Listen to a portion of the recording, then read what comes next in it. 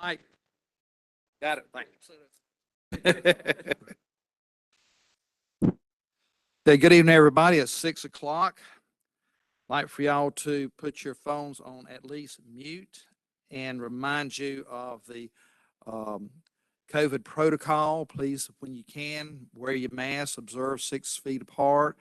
We're almost out of this, but we're not out of this. So a little more cooperation and we should be out of it soon and back to better days. My name is Rob Bizzle. I'm chairman of the North Carolina Marine Fisheries Commission. I'd like to welcome you to our public comment session where you have a unique opportunity to, on the record, give comments in regards to the Marine Fishery Commission's management of the state's public trust estuarine and marine resources. I ask you limit your comments and questions, which is comments, to 3 minutes. The monitor will remind you when you have approximately 30 seconds left. Please direct any comments to me. If you address the commission tonight, you will not be allowed to do so tomorrow morning. Remember, this is a time to share concern, not to be confrontational. I will not allow our conducting the business of our state to be disrupted by outbursts or applause from the audience. If you do so, you will be escorted from the meeting and not allowed to return during the quarterly meeting. Consider this your one and final warning about this type of behavior. Okay, first up we have Kelly Bordeaux, followed by Harvey Pye.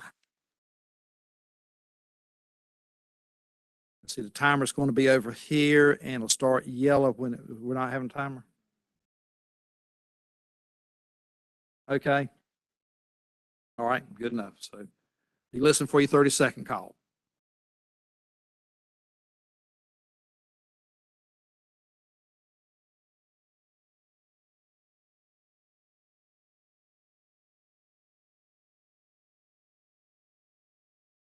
Yeah, hold on. Let's see.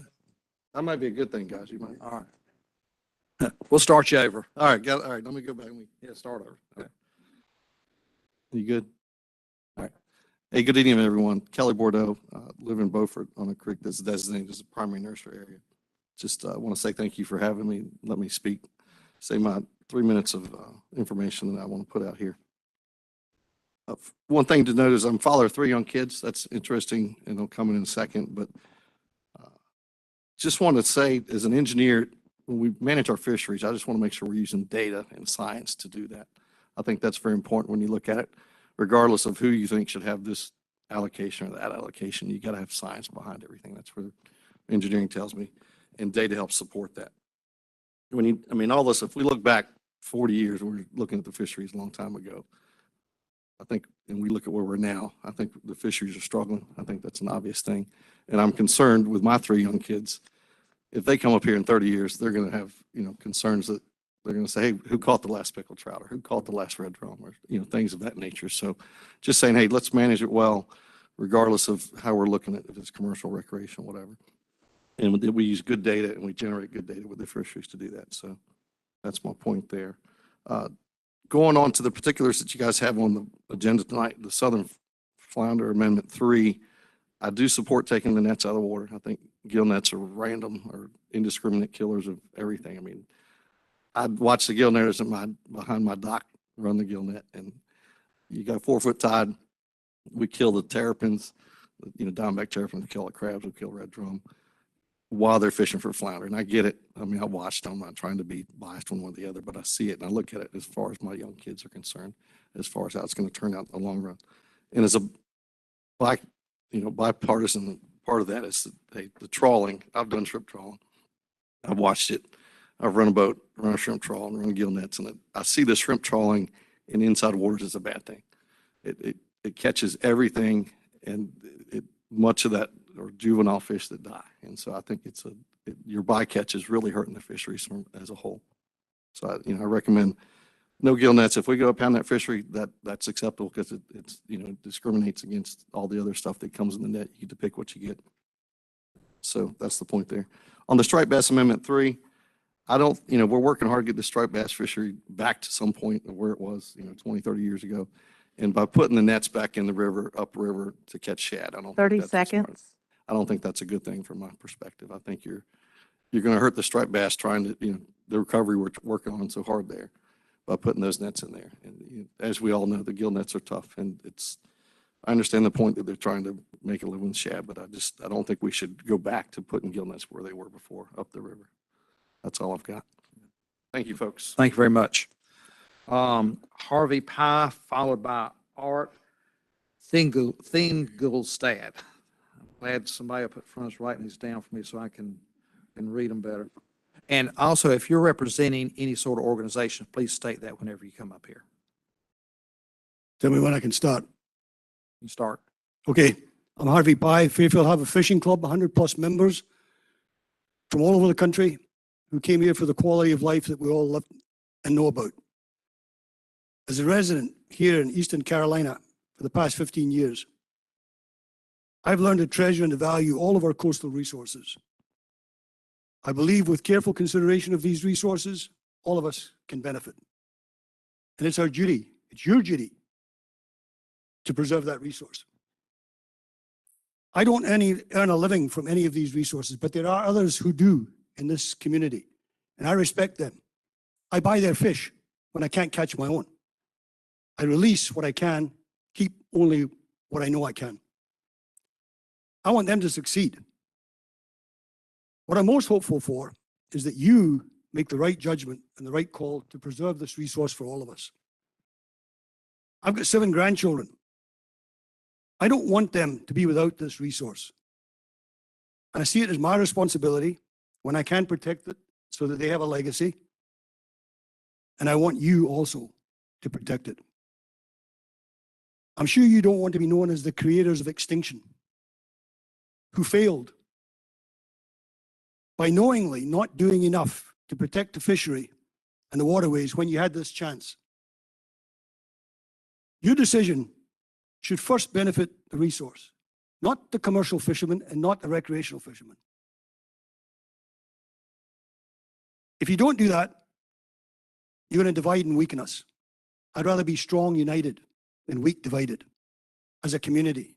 There's enough of that we don't want.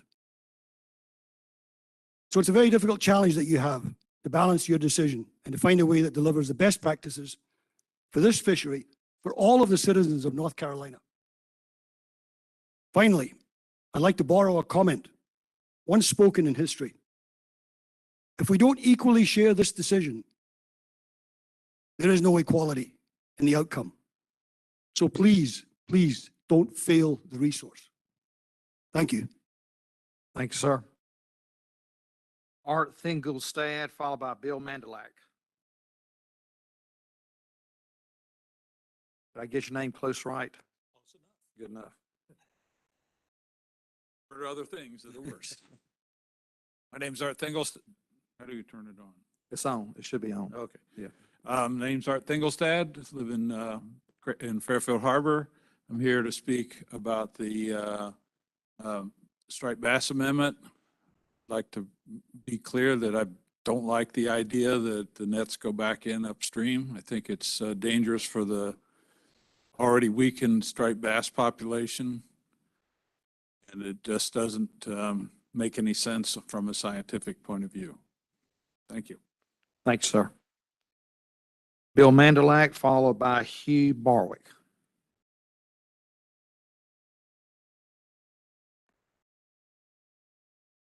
Thank you, Rob.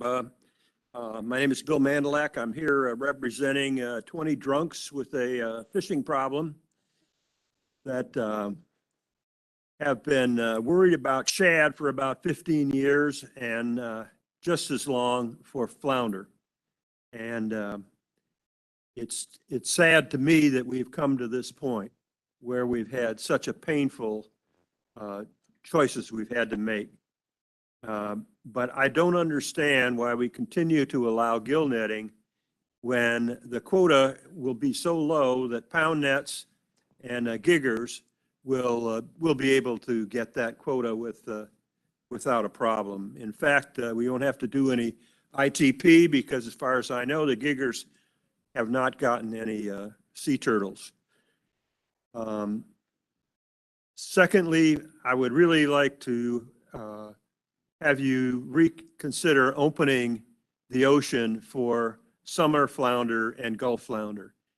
I know there's a very small window available for recreational fishermen, but there's no problem with either one of those species. I think recreational fishermen can figure out which ones are which. Golly, we sort through how many species of grouper and snapper and telling which one's king mackerel versus Spanish mackerel and all that. And I think recreational fishermen can tell the difference and let them fish for summer and Gulf flounder and at least make it in the ocean where we can go after those fish. Finally, on the striper plan, I happen to live in Raleigh, and we were hoping to get some stripers up the Neuse River. We'll see if that happens. We do experience a few American shad come up there, and frankly, to open a fishery when both the American shad and the stripers are really stressed, to open up the tar and the PAM and the noose is just unconscionable. So I think you really need to consider. I looked at this 15 years ago. I thought, well, 5 years we'll have this thing figured out because we built an FMP and it said we're going to do it. And we 30 seconds. We've been through how many amendments and how many supplements, and here we are. I just hope in 5 years from now, somebody else isn't blaming this commission because we're back in the same boat. Thank you. Thank you, Bill. Hugh Barwick, followed by Thomas Coltrane.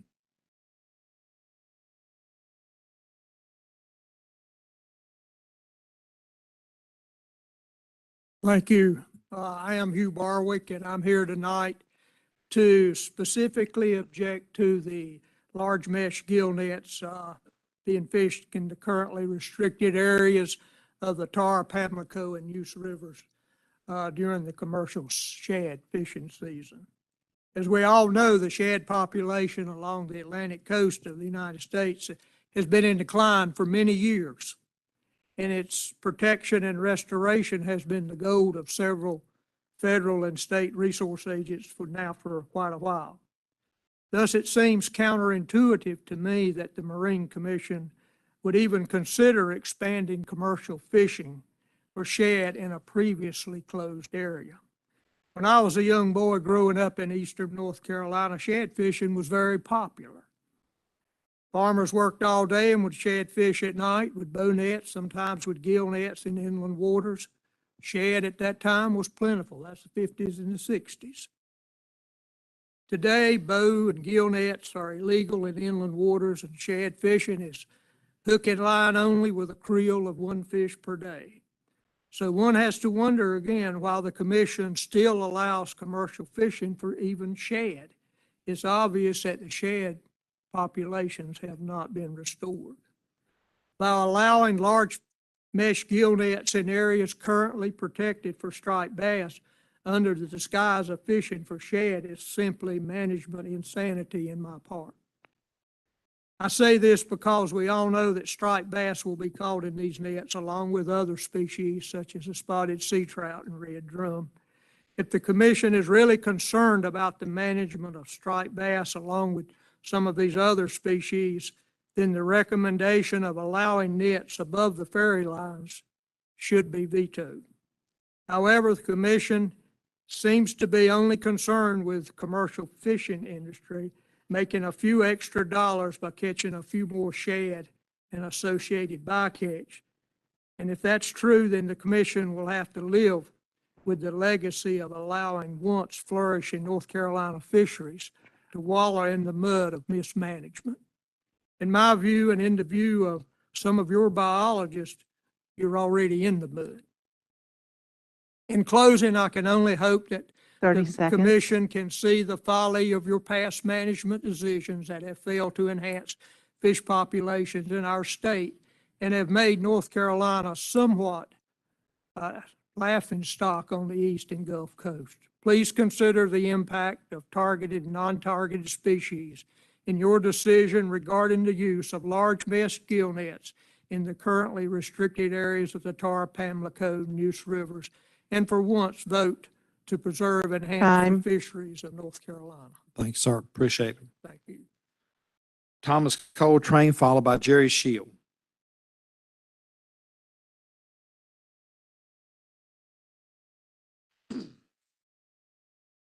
My name's Thomas Coltrane, and I wish I was here to say the job of managing fish stocks has been a job well done. This does not mean that some of you have not put your heart and soul in trying to save fishing in North Carolina. We have gone from no limits on some fish to being able to keep full trout. Yes, I know we have one fish limit on gray trout and red drum. We have managed the river herring, striped bass, flounder, gray trout, and American shad almost to the point of no return. Why can't you look at what other states have done to rebuild their fish stocks? Why don't you believe what your own biologist tells you need to be done? You have managed to put so much pressure on spotted sea trout with the gill nets, recreational pleasure, and recreational bounty hunters that try to catch the largest female trout for $1 in tournaments and contests. They will also soon be depleted. Does anyone remember when reported commercial fish catches declined and it was all about water quality? Hog waste lagoons were to blame. About the same time, a bill was introduced in Raleigh to make red drum, striped bass, and spotted sea trout a game fish. And out of nowhere, a representative from the county that has the most waste lagoons, hog waste lagoons in the state, sent the bill to committee to die. Not another thing has ever been said about hog waste lagoons and water quality. Remember when we had a trout cold stun and trout season was closed for recreational and left open for commercials to net them? Incidental take permit would not be needed if gill nets were removed.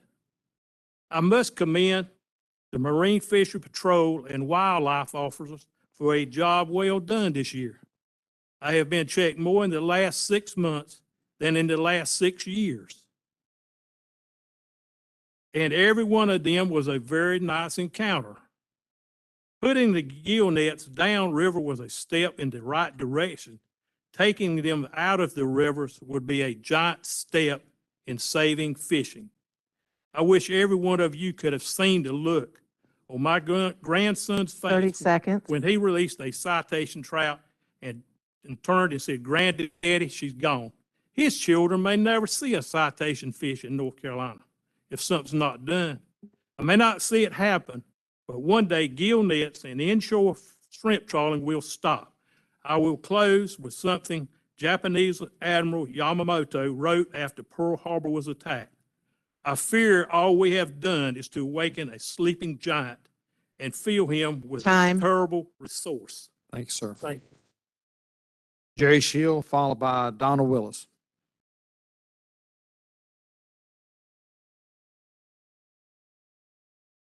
Good evening. Thank you, Mr. Chairman, members of the commission.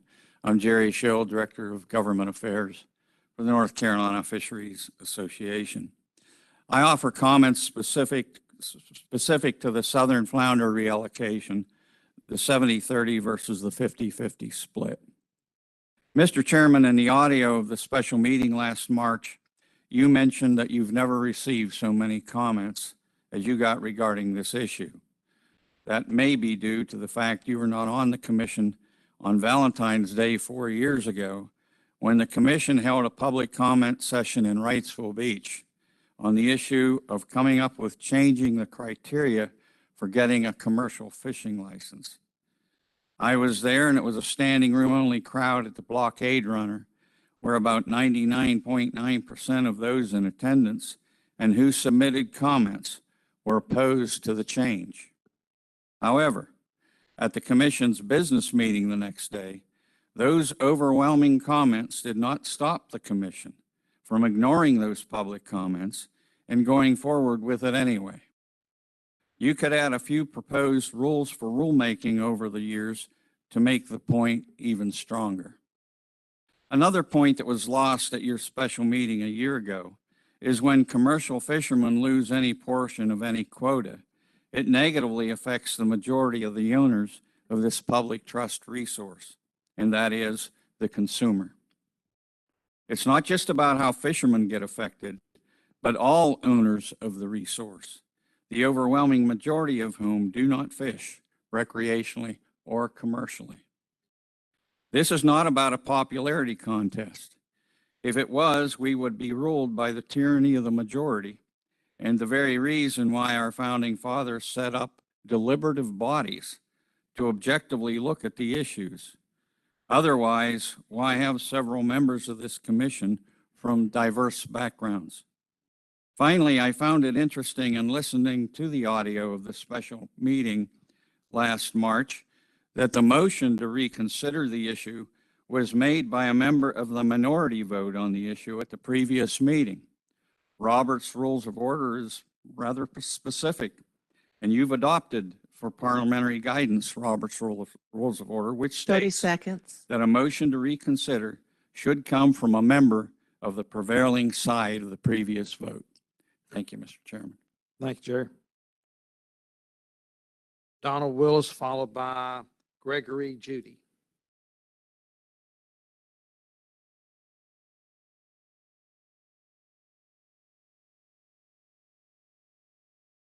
Hello, I'm Donald Willis, Custom Marine Fabrication in Newbern. Been in business since the 80s. And I can tell you, closing the striper in the upper part of the river has cost me a lot of money. Thousands upon thousands of dollars a year in striper stuff I used to sell. I gladly take those losses because I want to see this river turn back to a spawning river instead of a put and take river. I may not be in business when this happens. I may never reap the rewards other than going out and catching a few fish. But I gladly take these losses because I want to see this fishery better. Not only have I lost money, the guides here have lost money, the recreational anglers have lost the ability to keep these fish.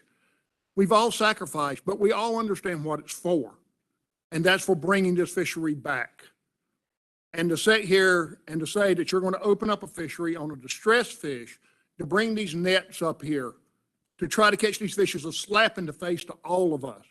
It's an absolute travesty what we're talking about doing here. You're talking about bringing them 200 yards offshore. Okay, you're going to run it over the artificial reef, other striper haunts, up to the bridge, under the bridge, up to the trestle. All these places hold striper.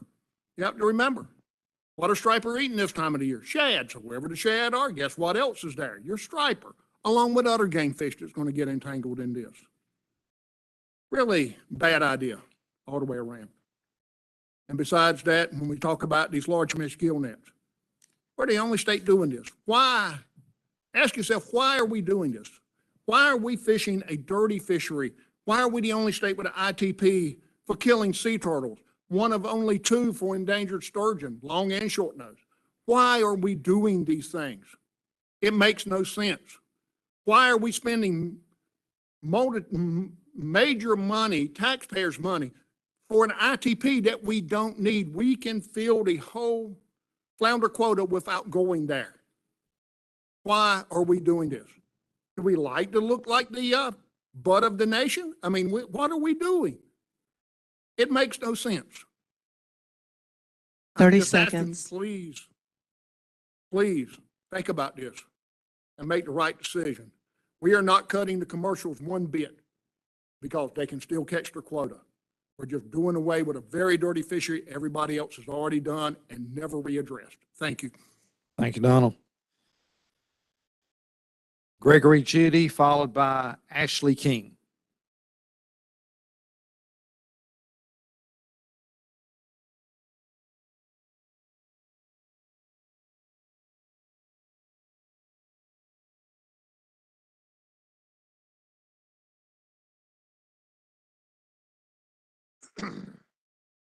Gregory Judy.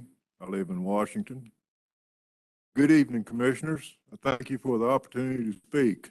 In my comments, I will address the management option to phase out the use of large mesh gill nets to harvest southern flounder.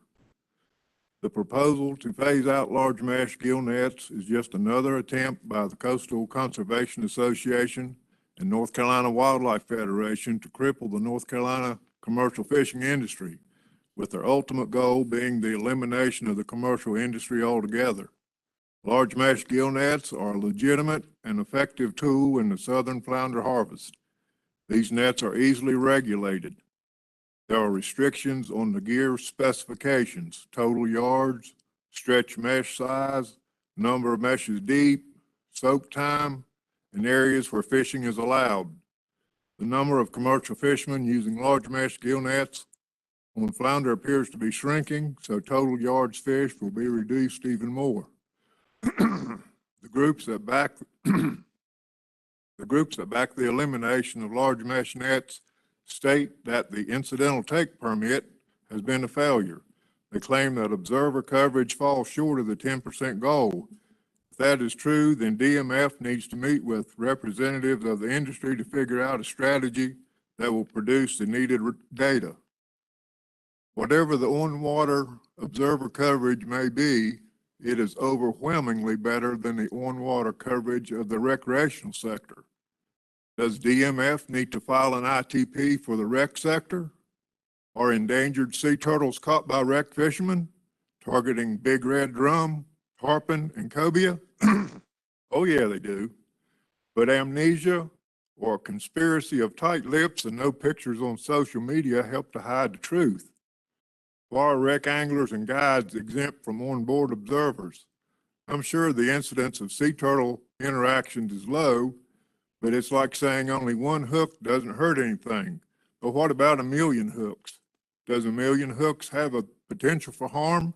If MRIP data is insufficient, maybe DMF should go to onboard observers.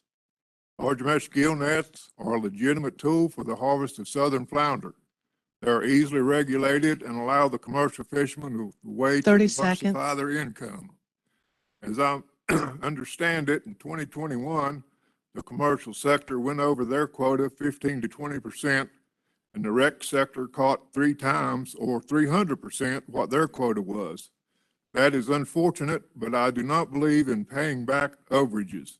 Let DMF set the quotas for the next year and leave it at that. Thank you. Thank you, sir. Ashley King, followed by Reese Stetcher. Good evening, folks. I'm a captain here in New Bern, and like Donald said, I'm one of the captains that has suffered from loss from the striper fishery. A lot of my clients like to carry a fish home to eat a fish stew. My wife loves a fish stew. We've not had a fish stew because y'all's data, y'all's said that the stripers are in decline, along with the river herons in decline, y'all's data. So by letting nets go above the ferry terminal, you're going to catch 2 species that y'all say are in decline and will be targeted above the ferry channels. Also, while the Marine Patrol officers are here, we still have in all our creeks in eastern North Carolina right here, where I can speak for on the news, Slocum, Hancock, both of those creeks are inland waters, and there are strike net evidence in every creek with skinny water around here. So put that in your notebook and be patrolling them. And I do call and when I see it, I call it in, make it aware of. And mine's gonna be short and sweet. The flounder deal, I really don't have a dog in that fight. We catch flounder here. My folks, if we're able to keep them, we keep them. I would love for all people to keep flounder if they want to keep them. And in my heart, I truly feel y'all's minds are made up as what y'all are going to do with this net deal above the ferry terminals. But like I said, your data has got 2 species that are in decline, but yet you want to let a net up here and catch 2 species in decline. Y'all have a great night. Thanks, sir. Reese Stetcher, followed by Ethan Bilderback.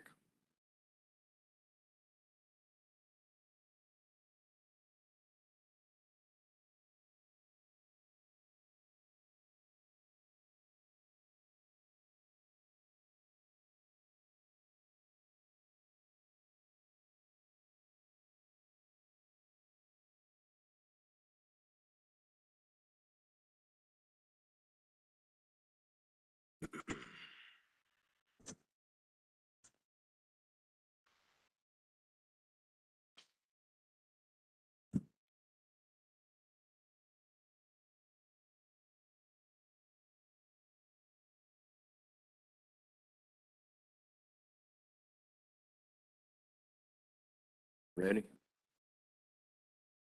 I respect Dr. Cornegie and I respect Charlton Godwin, but I do not agree with either that the North Carolina striped bass population is on the verge of collapsing. I run a charter boat and fished the waters of the Albemarle Sound for striped bass full-time since '97. We are seeing something totally different on the water than what we are told. We have had what I would consider to be really good fishing over the past several years. If there is indeed a problem with the striped bass population in North Carolina's internal waters, the solution is a no-brainer. David Sneed, the very first place you start would be to eliminate a catch season during the spawn on the spawning grounds. Roanoke Rapids Management Area is the only place in the United States with a catch season for striped bass on the spawning grounds during the spawn. If you're not going to eliminate that, then at the very least, the quota allocation should be based on the water area that is being fished for the striped bass. The NCMFC needs to consider reallocation on the recreational side quota and add that to a draft plan for the agenda as an FMP option. Doug, Mike, and Sam, we're not after y'all's fish. I'm not after your quota. We're after a fair shake on the recreational side. Fact, the Albemarle Sound Management Area is 667,674 acres with a 6-month season that is not during or on the spawning grounds. Fact, David Sneed, the Roanoke Management Area is 6,420 acres with a 1 to 3 week season that is during and on the spawning grounds. ASMA is 104 times larger than RRMA. Please address your comments to me, please. The ASMA quota was cut last year by 81.376%. ASMA came in 4,546 pounds under quota in 2021. RRMA, with the same quota in a 1 week season, went over by 14,742 pounds. David Sneed, there have been 182,481 dead discards from RRMA versus 53,880 dead discards in ASMA since '97. RRMA dead discarded 128,601 more than ASMA while fishing an area that is 104 times smaller and while fishing 88.34 less days. In 18 and 19, RRMA had more dead discards than ASMA had in all of 2021 poundage landings. Every time Tom Roller and Richard Andrews catch 100 fish a day over in the Roanoke Rapids, there's 6 to 10 dead discard fish that day, depending on water temperature. Are we worried about the resource? Or are we worried about the economy of Roanoke Rapids?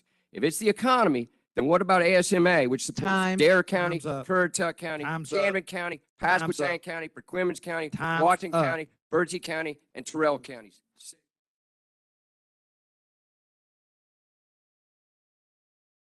Ethan Bilderback, followed by Stuart Crichton. My name is Ethan Bilderback. I'm a fishing guide.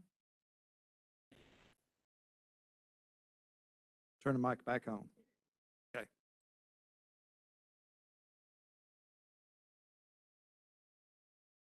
You hear me? We got you. Okay. Good. I'm Ethan Bilderback, and I'm a fishing guide.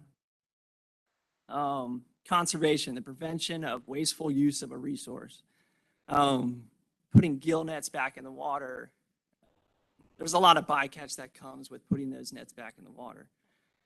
The fishing guide, me being a fishing guide, I've been able to share a boat ramp with somebody that has 25 years of experience in the saltwater in Eastern North Carolina. And to hear his stories of what this fishery used to be to what it is now, is drastic. It's giant. It's hard to comprehend. So the fact that we are still arguing on if we're going to keep nets in the water or not nets in the water, we should try to get back to the place where we were when that fishing was as good as it was. It'll never be that way again, but yet we can make efforts to try to get to that point. And it's just like all up and down the East Coast, conservation or all over the globe. Conservation is a big a big conversation to have right now. Up north, it's the stripers. Down south, it's the BTT.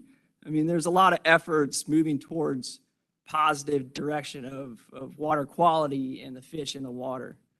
And following these guys up, they kind of covered everything, so I'm just going to keep it sweet. But and it comes down to this too, is what we're going to leave for the next generations too. If we're going to keep those nets in the water and we're not going to have any fish for my kids' kids or my kids' kids, and pulling all these fish out, it's damaging our waters, and it's hurting fishing guides as well. As selfish as that sounds, we have people that travel out of state from all over the country to come fish with us for a few days, and if the resources aren't there to put them on fish, then it's tough to say that we're doing the right thing here. And that's all I got. Thank you. Thank you. Stuart Crichton, followed by Tim Hergenrader. It's good to see everybody. You know me, I tend to be long-winded, so I probably won't get through all this. I did email you my comments, so hopefully you will have a chance to review everything, including what I don't get to. Okay, so good evening, everyone, and thank you for the chance to give a few remarks. I have numerous concerns with the pending striper and flounder amendments and hope I can get through them in the allotted 3 minutes. Current divisional guidance is to allow large mesh gill nets back above the ferry lines in the CSMA for shad fishing only. This is a bad idea, and it is so for numerous reasons, some of which follow. Interactions with endangered sturgeon and river herring will increase.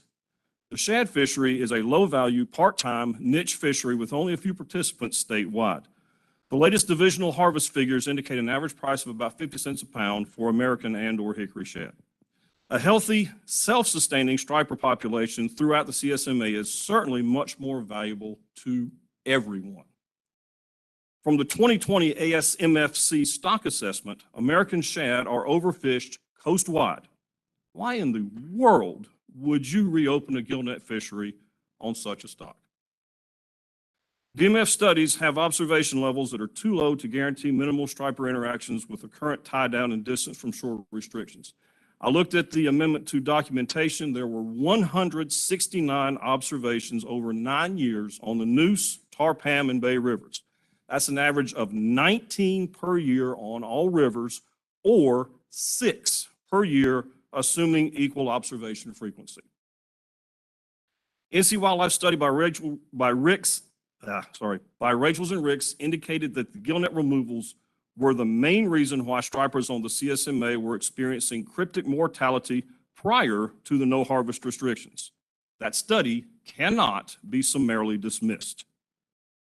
I feel the division is opening a Pandora's box by allowing the shad nets back up river, because commercial fishermen are certainly going to ask, why just shad? Why not flounder, mullet, or trout? Does that mean that the striper interactions in all of these other net-based fisheries are too high? From Appendix 2 in the latest draft of Striped Bass Amendment 2, page 5, commenting on a potential harvest closure on the ASMA. And this is a quote, discard mortality in the anchored set gill net fishery for American shad would be substantial if that fishery was to continue to operate with a striped bass harvest moratorium in the ASMA. What makes that any different on the CSMA? 30 seconds. With regard to the ASMA, 5 years of little or no recruitment on this system are very concerning. High flow has harmed the spawn in many of those years, but in 2021, the flow conditions were perfect and still no recruitment to the stock. So clearly something else is affecting the stripers. What is it? Too few large fish, predation on young by blue cats, more interactions with gill nets than acknowledged, higher discard mortality in warm weather. Time. All of the above. Thank you. Guys, you got to do something. Thank you. Okay, and like I said, please consider what I emailed. We got you. Thank you. Okay, Tim Hergenrader, followed by Ed Wall.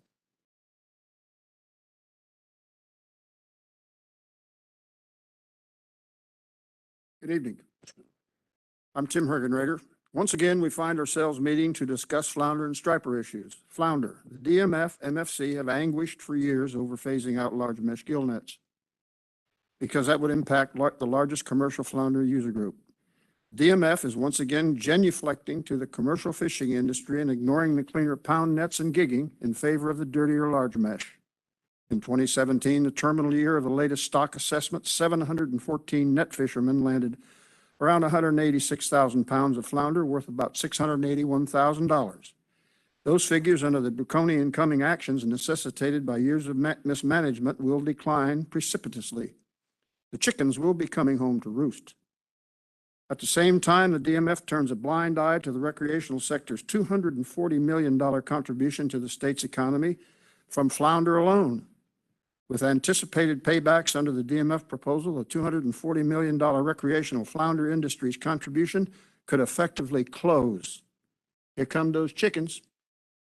At the same time, out of the blue, the DMF is proposing to allow large mesh nets in the noose, pamlico, and tar, which have been closed to netting under a moratorium passed by the MFC as part of a striped bass recovery plan. This action infuriated the commercial industry, more genuflecting. Why? To harvest shad? In 2020, statewide shad landings totaled 203,466 pounds, worth $101,821. That's about 50 cents a pound. American shad are already depleted and don't need additional pressure. Hickories are unknown. Legally, there won't be any additional money from bycatch stripers either. Stripers have been the suspected target in the past, They are worth a hell of a lot more than shad. The stripers will become regulatory discards floating belly up in the rivers because a handful of netters want to harvest 50 cent a pound shad. Run a business like this and you're bankrupt, and or your shareholders will have your head. Oh, well, what the hell? It's just free state money you're squandering. Brilliant, simply brilliant. Thank you. Thank you. Ed Wall, followed by Rocky Carter.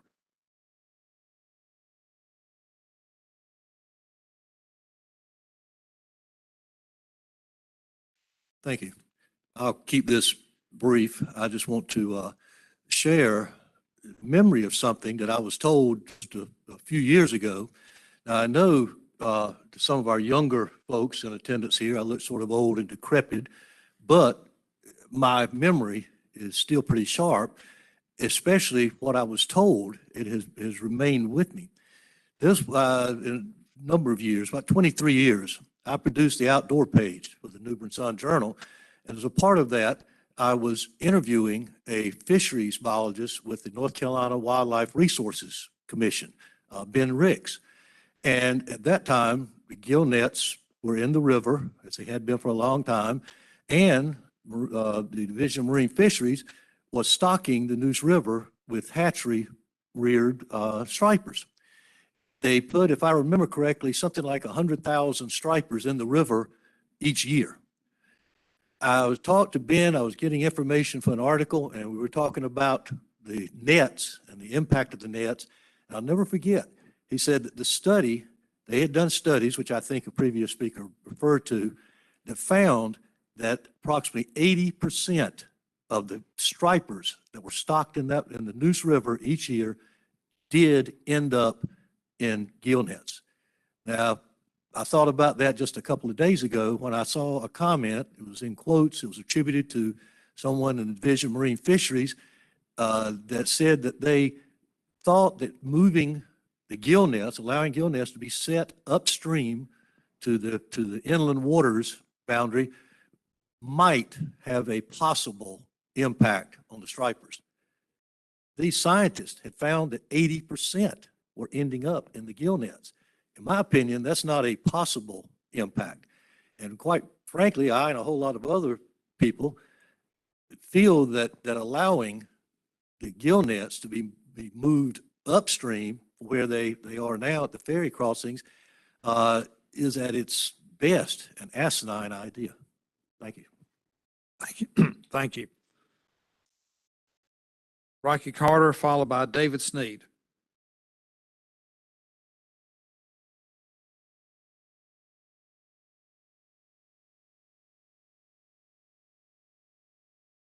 Good evening, Mr. Chairman. My name is Rocky Carter. I am from Onslow County, representing CCA. I am concerned with the CSMA.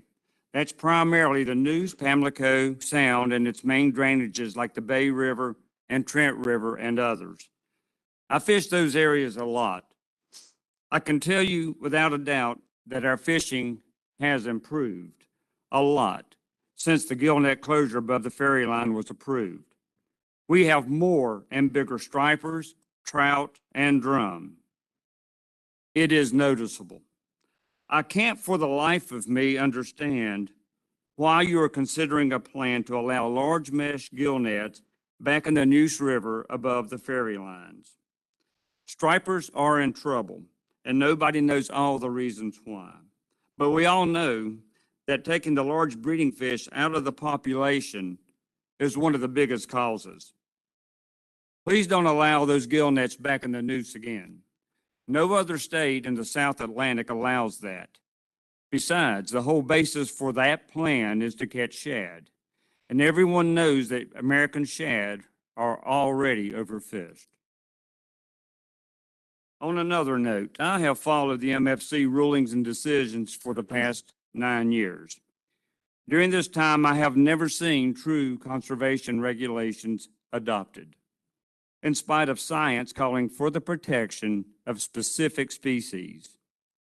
I have seen and heard the denial of scientific studies and evidence. I've heard the blame on declining fish stocks, blame on the water quality, fish migrating to another state, bad data, impacts from development, wrecks overfishing, and wreck dead discards.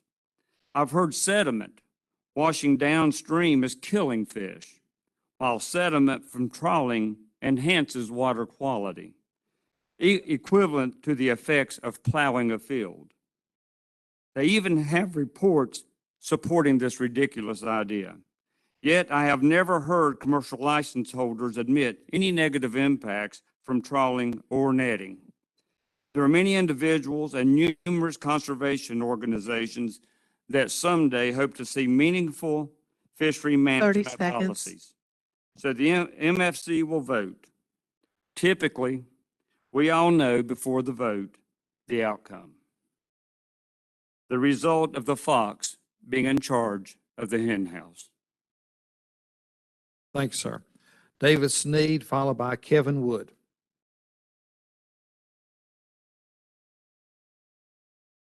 Thank you, Mr. Chairman. My name is David Sneed, and I'm the Executive Director for the Coastal Conservation Association in North Carolina. And apparently now I'm also responsible for setting the allocation on striped bass. I'm here tonight to offer our comments on the updates to the important fisheries management plans that you'll be discussing this week. We do have concerns with several management measures that will directly impact our interest in a healthy resource and recreational fishing. The management option to phase out large mesh gill nets before the renewal of the ITP is before the Commission. I'm not going to belabor the points that have been made previously, but I will ask the same question tonight that I've asked at the last meeting and at the opportunity when we had to meet with the Secretary, is where does the support for the renewal of the sea turtle ITP come from? We've asked that question and haven't seen an answer yet. So hopefully we'll at least see something from the Commission this week on where they stand on that renewal. We hope that we will finally see serious discussion on the subject and that the Commission will give serious consideration to phasing out this gear and in the need for a failed ITP. Through no fault of their own, recreational anglers will likely be shut out of this fishery if this plan moves forward as written. The MRIP survey program is not designed to manage a quota fishery, yet the results of this estimate combined with paybacks for overages will likely close the $240 million recreational flounder fishery in coming years. North Carolina's recreational anglers are not at fault for the sweeping reductions that the MSC needs to enact to rebuild this fishery. Historical overharvest combined with repeated efforts to stop any management reform efforts by the Commission has put us in this position. Let's not forget that the Commission efforts in 2015 that would have started us on the road to rebuilding the depleted stock were stopped by a lawsuit. As far as the question about the consumer and where will the consumer get their access to fresh local flounder, We've stated this before, and it's in your DMF data. The access is there from summer flounder for the consumer. The overwhelming majority of harvest on flounder in North Carolina comes from summer flounder landings. 30 seconds. I do have some numbers real quick. I'm trying to get to the last 5 years before the ferry line closures. We pulled the numbers on American shad on just the Neuse and the Pamlico rivers. American shad on the Neuse averaged $36 per trip and $243 per participant. American shad on the Pamlico Pongo averaged $20 a trip and $116 per participant. Hickory shad on the Neuse averaged $22 a trip and $138 per participant. Thank you for your consideration. Thank you. Kevin Wood, followed by Bobby Rice.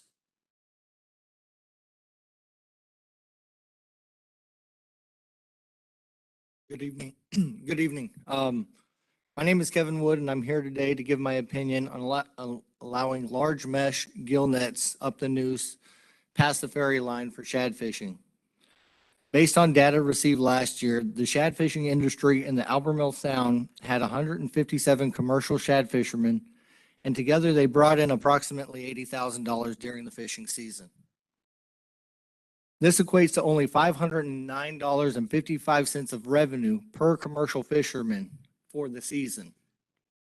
With recent changes to bag limits and imposing seasons for some of the other species, it's easy to conclude that we are trying to build up the number of fish and allow them to reach a productive reproductive age. These new requirements will indeed help create the desired outcome and sustainable fishery for both commercial and recreational anglers for decades to come. With this in mind, understand that allowing nets past the ferry line will have detrimental effects to this world-class fishery that we all want to preserve for our future generations. I want you to ask yourself if the risk is worth the reward. Allowing gill nets for shad fishing past the ferry line will affect the fishery. This is opposite of what I believe the NCDMF is trying to accomplish with the rockfish regulation, flounder season, and redfish slots. I could ramble off the mortality rate or estimated waste numbers from different studies, but understanding that gill nets do not discriminate between shad, rockfish, or undersized slot red drum should be a key factor in this decision. In closing, I want to be clear that I'm not against commercial or recreational anglers. I simply ask two questions. Are you willing to risk losing this world-class fishery to allow gill nets to target a specific fish that is not profitable? And if you do allow gill nets for shad fishing past the ferry line, what species will you allow to be targeted next by these large mesh gill nets? Thank you, Chairman. Thank you. Bobby Rice, followed by Alan Jernigan.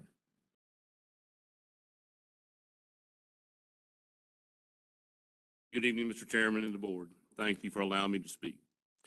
My name is Bobby Rice from Carteret County. I would like to address the commission on Amendment 3 of the Southern Flounder. I think this plan is kind of totally unfair to the recreational fishermen like me and my kids. I fish for flounder and other species since 1968. I've been here quite some time. It's always been a good fish to catch, even when you can't count on anything else biting. You could always take a few of them home. We enjoyed, no matter what else was biting, we could always depend on catching a few flounder to take home. It's not that way anymore these days. To no fault of their own, recreational flounder are getting totally squeezed out of this fishery. I've seen DMF statistics. They say flounder anglers alone, as you know and heard many times, $240 million. Commercial gill netters contribute about $4 million. There's about 800 people who gill net for flounder. There's a couple million of us who enjoyed this recreational species. And I feel right now we're getting ready to get shut out. And are we at fault? I think so. And that short spring season for flounder, ocean flounder, is just a bone being tossed to the recreational sector. Whether that time of year, won't really get out there much because of the rough conditions. Plus, there's no impact on the severely depleted southern flounder stock biomass. We should be able to fish for summer and Gulf flounder at least between June and September, with a 4-fish limit, I would think. That's well within the ASMFC guidelines, and the commercial fishermen are harvesting ocean flounder during these times with trawls and nets. So how does a recreational hook and line fishery create such an issue? It doesn't. The EMF can educate and help educate the public on how to tell the difference between the different flounder species. Thank you very much, sir. I appreciate your time. Thank you for your comments. Alan Jernigan, followed by Bert Owens.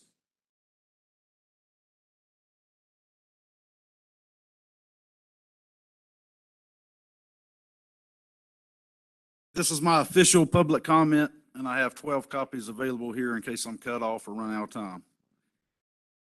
I'm going to say some things that need to be said. It's not going to sound pretty, but the definition of insanity is doing the same thing over and over again while expecting different results. This definition fits NCDMF perfectly.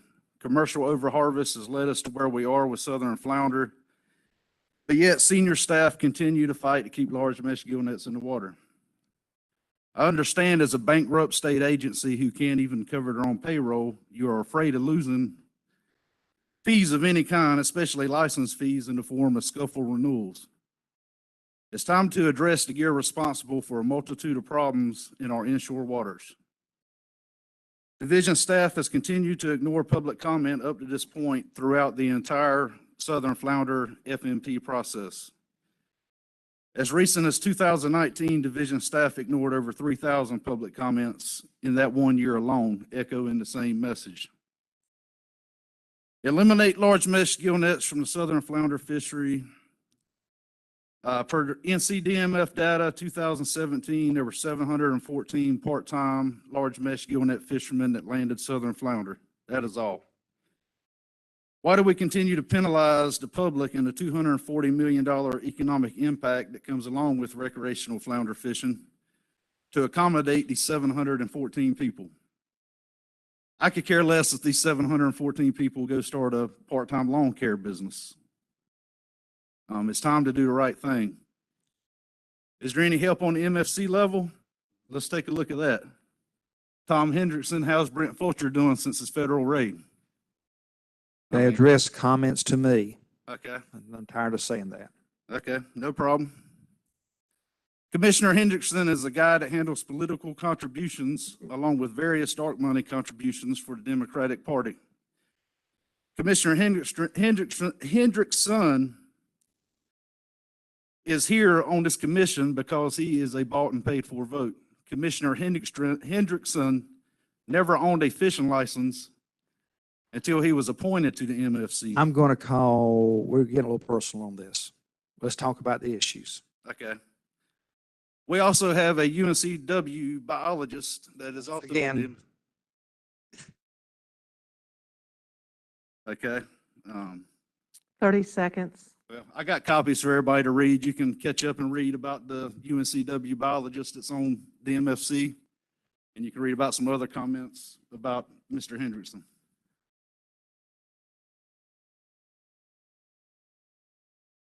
Okay, Bert Owens, followed by Pierre Agena. Thank you, Mr. Chairman. Bert Owens from Beaufort, North Carolina. I also was at the blockade runner meeting as an aside. I guess I was the 1% that was referred to earlier.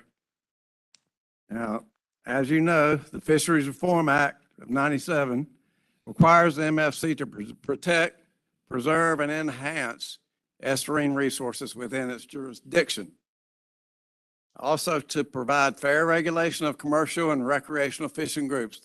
Those are quotes. My experience here coming to these meetings since 2000 is that I don't see that happening. I haven't seen it happen. It's not happening. That's not what goes on here at these meetings. It was at some point over the last 25 years, if it was happening, one of the declining stocks that are continuing to go down would have reversed by now over the last 25 years. However, the commission did attempt positive action on southern flounder a few years ago at the blockade runner, recognizing the long-term overfish status of the stock. In 2016, the MFC passed a measure to close a commercial fishery in mid-October. that year, which would have allowed thousands of flounder to escape to the ocean to spawn. But the North Carolina Commercial Fisheries Association filed suit, got the Carteret County Superior Court to issue an injunction which stopped this conservation measure in its tracks and kept the season open for 2.5 more months. That's historical fact. Fast forward to current conditions and angler catches are cut the same percentage as commercial, with talk this year of a 1 fish limit for a short season for anglers. Anglers shared no percentage of the lawsuit that stopped the flounder from escaping nets to spawn. That was 100% from the commercial side. Those fish were caught, sold, and now anglers are being made to help pay back the price of the commercial industry's greed. They don't want to save a fish for tomorrow. They want to sell it today. The fair regulation called for in the act would require the commercials to pay back more than the recreational side due to the fish they sold in 2016, 17, 18, and 19 after they stopped the conservation measures that this commission had passed in 2016. 30 seconds. Okay. The fairness required would also lead to anglers being given access to ocean flounder fishery. Commercial side gets millions of pounds per year of stocks that are not overfished outside of the southern flounder season, and anglers get no such access. This is a warm weather, small boat, near shore, reefs and wrecks fishery. March is too windy. Last year, almost every flounder I caught in back sound was a Gulf flounder. Even a redneck from Kinston. Is my time up? I'm sorry, it is. Thank Okay. you very much. I almost made it. Almost. Practice more. Pierre Agena, followed by Anthony Osborne.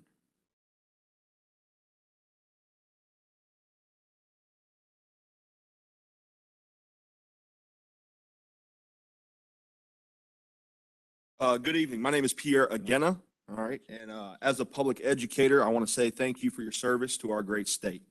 When I'm not in the classroom, I am a fishing guide in the Wilmington area. I'd like to take my time this evening to share my anecdote like many of these folks behind me. I believe the decision to renew large mesh netting is the wrong decision. There is no reason for North Carolina to be one of the only states to continue to carry these outdated tools. I think addressing these concerns will alleviate many of our disputes and develop a better fishery for all. In regards to the flounder season proposals, I sincerely hope you give consideration to the entire ecotourism sector, including both the recreational and for-hire people. Flounder is a staple during the summer months. People love flounder and love coming to our coast for them.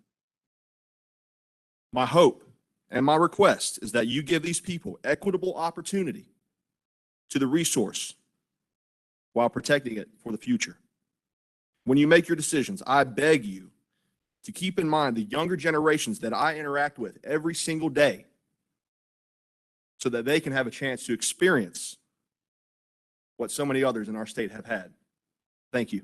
Thank you. Anthony Osborne, followed by Brooks Emerson.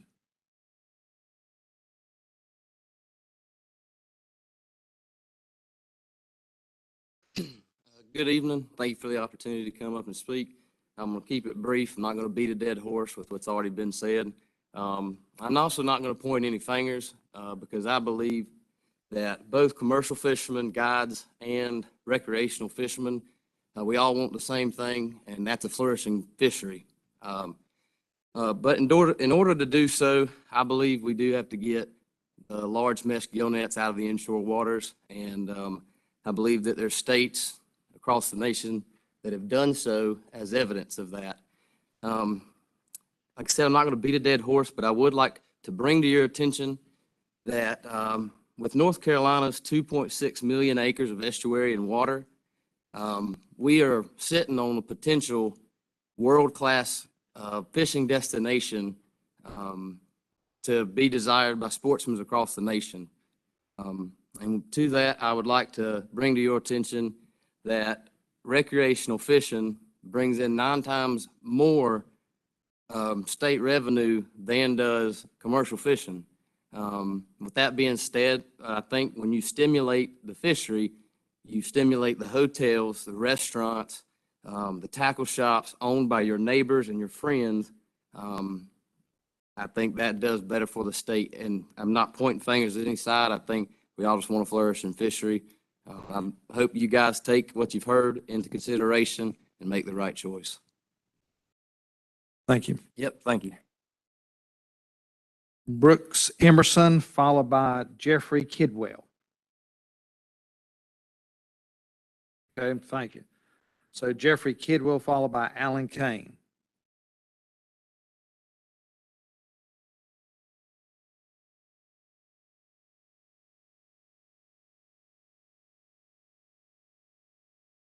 Good evening. Before you start, seems like we have some issues in the parking lot. There's some vehicles that are parallel parked that might get towed.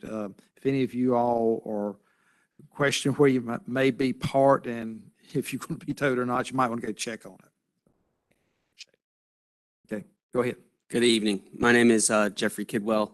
I'm a fishing guide in Wilmington, North Carolina. And I just want to say that the state has undervalued the economic impact of recreational fishing for far too long. Many of us here rely heavily on the healthy populations of fish in our state. The recreational fishery is a multi-billion-dollar industry that's taking a massive hit from short-sighted state policies in favor of unsustainable commercial fishing practices. Frequently being on the water, I've seen firsthand the impact of large mesh nets on our fishery. Our redfish, trout, flounder, black drum populations have drastically diminished. My wish is for the state to see the value in recreational fishing and redistribute the allocation of our fish to the mass majority and institute policies that will reflect the value in sustainable fishing for future generations to come. Thank you. Thank you. Alan Kane, followed by Zane Long.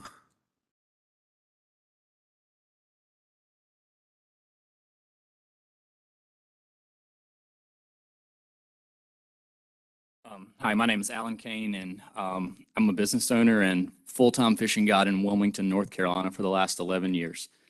Being on the water daily, I have seen firsthand the detrimental impact the net fishery has had on our fishery.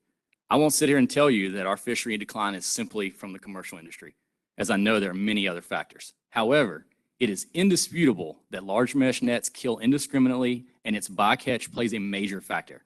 Saying there's little bycatch is a complete lie. Pictures and videos prove that. When I show up to an area and I see dead fish floating everywhere with net scars, it's very frustrating and a complete waste. Then you get to the flounder management and allocation.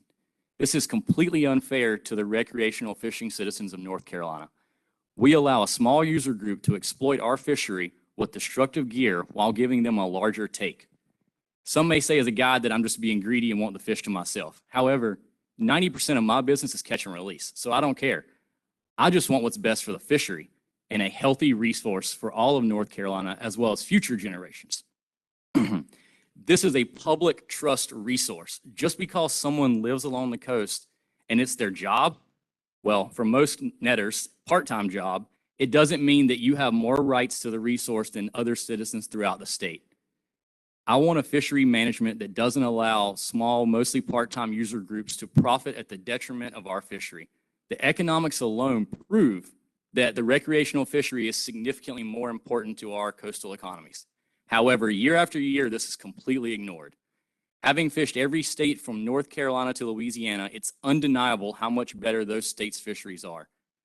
I guide in Louisiana for 3 months each winter. They have a thriving commercial fishing industry, yet have realized destructive gear practices such as gill nets were not healthy for their resource. Because of that, they're the best fishery in the nation, saltwater fishery. Our fishery management in North Carolina is the laughingstock of the nationwide saltwater fishing industry. You talk to many large companies in the fishing industry, and everyone has a comment about how bad our fishery is managed. Comparing to other states, it's ridiculous that we still allow these commercial practices.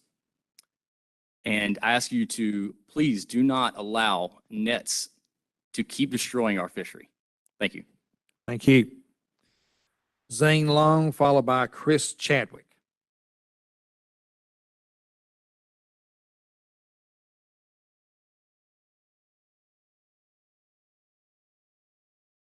Evening. I'm drove up here today to make a talking point on the renewal of the ITP and the continuation of large mesh gill nets in our waters. I'm a full-time waterman in Wilmington, North Carolina, but I come to you as a citizen of North Carolina and a conservationist. I see day to day the impact that these nets have on our waters. I'm not going to continue to go off on the matter because I feel like everyone here has said it. But I've seen piles of dead redfish on the bank. I've seen dead sea turtles floating down the intercoastal waterway with nets on their heads and fins. And I don't know if that's reported or not. That's not my job. That's, your guys's. I really just want to know, like, what's it going to take? What's it going to take to end the destruction and the indiscriminatory killing of our fish in our creeks? I have a testament of, I lived in Savannah, Georgia for 6 years, stationed in the United States Army. I was there in 2014 when they removed their gill nets. And it was unbelievable in 2 years of how the number of redfish and trout that were just seemed to be everywhere. I want my kids to experience that. I want my kids to experience that. I don't have a long speech written up, and honestly, I didn't even know I was coming up here today. But I think it's so often made on whose side, and recreational and commercial. And like the gentleman said before, I think we all just want the same thing. And it's tough, man. Like, I feel like you guys have the hardest job in North Carolina right now. Everyone's mad at you. But I think the first step in that would be removing those gill nets. It's antiquated. It's the pound nets make the quota. The pound nets make the flounder quota. So why do we need the gill nets? I'm sure there'll be answers to that when you guys make your decision. And I trust you'll do your best to do that. That's all I have to say. Thank you. Okay. Chris Chadwick, followed by Cameron Pappas.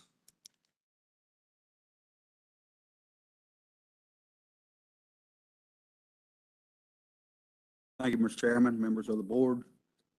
It's hard to make everybody happy. I know that feeling.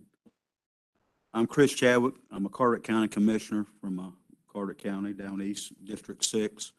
And Monday night, we passed a resolution opposing the proposed southern flounder reallocation. I'll save you from all the whereases.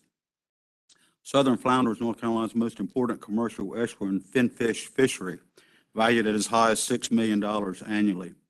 The gill nets and pound net fisheries are the largest commercial fisheries harvesting southern flounder in North Carolina. Southern flounder commercial fisheries in Carteret County are some of the county's most significant fisheries, providing jobs for fishermen, retailers, wholesalers, restaurants, and other businesses. Southern flounder commercial fisheries has caught 70% or greater of the total southern flounder harvest in North Carolina for more than 30 years. North Carolina has enacted conservation measures on southern flounder since 1979 to provide for a sustainable population and begin imposing additional restrictions in 2005 through fishery management plans that were required by the General Assembly. North Carolina General Statute 113-182.1b states that the goal of each FMP shall be to ensure the long-term viability of the state's commercial and recreational significant species or fisheries. The North Carolina Marine Fisheries Commission is currently considering significant additional restrictions on southern flounder harvest in Amendment 3 of the Southern Flounder FMP to provide sustainable fisheries. Management and restrictions through the FMPs have significantly reduced fishing efforts and harvest of southern flounder in commercial fisheries from 1994 to 2021. Fisheries restrictions and managements through the FMP have significantly reduced fishing efforts for southern flounder and recreational fisheries from 1994 to 2017, and southern flounder harvest in the recreational fisheries from 94 to 2021. The change in harvest allocation of southern flounder has no biological justification to ensure sustainability of the flounder resource. The reallocation of the flounder resource to the sector that has been allowed to increase harvest and fishing effort on southern flounder at or above pre-management levels during a time where actions have been focused on rebuilding the flounder population 30 seconds. is not sound conservation. Professional fisheries conservation agencies do not customarily reallocate fishery resources while a fisheries resource is rebuilding, and instead wait until the fish population has recovered to sustainable levels. Not only is this bad biologically, it's bad politics, and it's bad business for North Carolina and North Carolina consumers. Thank you very much. Thank you. Cameron Pappas, followed by Ray Peden.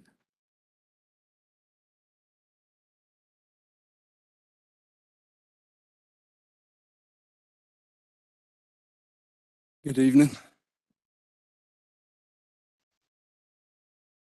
My name's Cameron Pappas. I was born and raised in New Hanover County, and I think we can all agree we live in a beautiful state.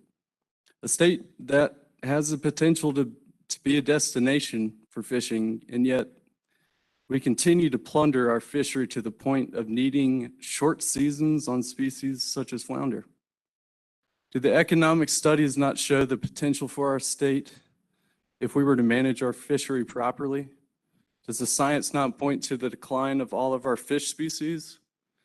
I do not understand why North Carolina is so behind on fishery management, specifically in terms of large mesh gill nets. Is there not commercial fishing in other states?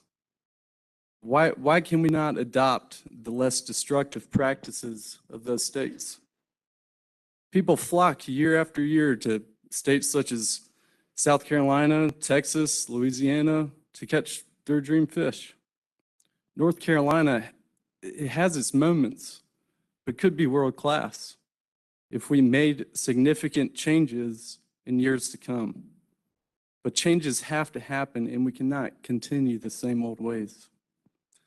I think we can all agree here that our fishery is not what it used to be, and it has the potential to be so much more. That's all I have to say. Thank you. Thank you. Ray Peden.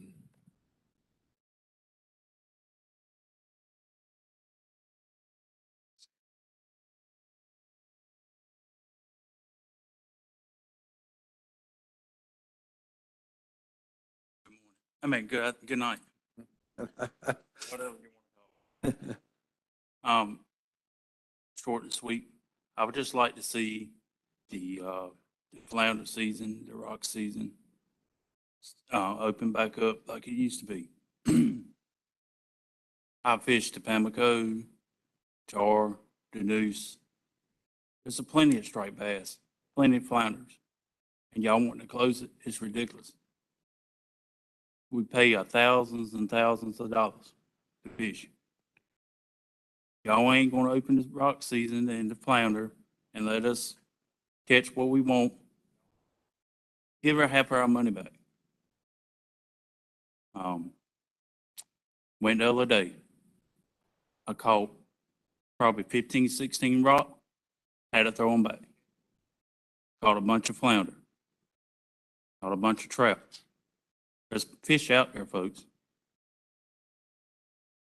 And I just like to see y'all open it back up. And 2 days, a rock season? Come on. Thank you. Thank you. Okay, has everybody had a chance to address the commission that wants to, that hasn't already? All right, I see no hands up, so the session is concluded. We'll see you all 9 o'clock tomorrow morning.